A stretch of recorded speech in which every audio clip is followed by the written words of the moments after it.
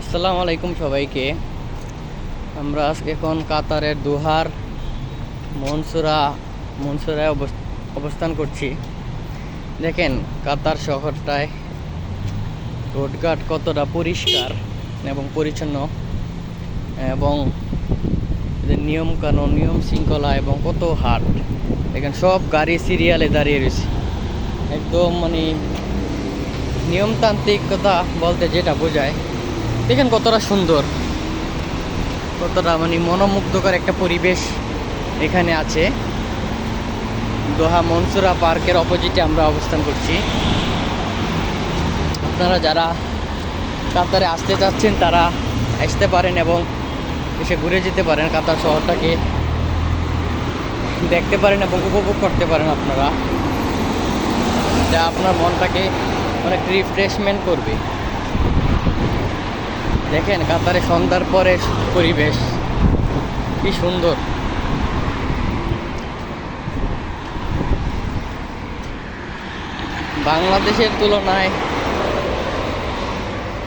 বাংলাদেশের তুলনায় পরিষ্কার অনেক বেশি। বাংলাদেশে যেমন পথে ঘাটে রাস্তায় অনেক ময়লা পড়ে থাকে, বাট কাতারের ক্ষেত্রে সেটা সম্পূর্ণরূপে আলাদা।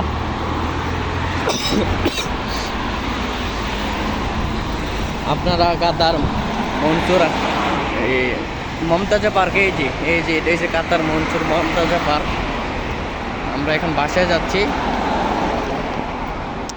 যাচ্ছি। যাওয়ার সময় একটু আমার অভিজ্ঞতা শেয়ার করলাম আপনাদের কাছে। আপনারা দ্রুত কাতার আসেন।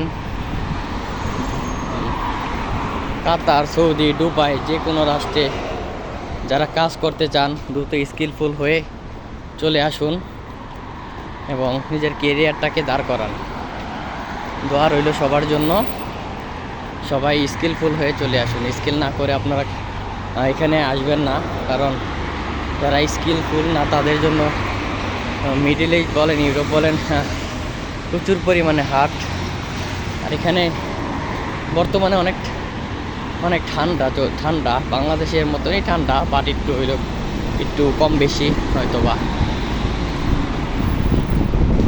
দেখছেন কত বাতাস, এখানে কত বাতাস হচ্ছে, অনেক পরিমাণে বাতাস। এই যে একটা হোটেল এখানে আবাসিক হোটেল, এটা এখানে অনেকে অবস্থান করে।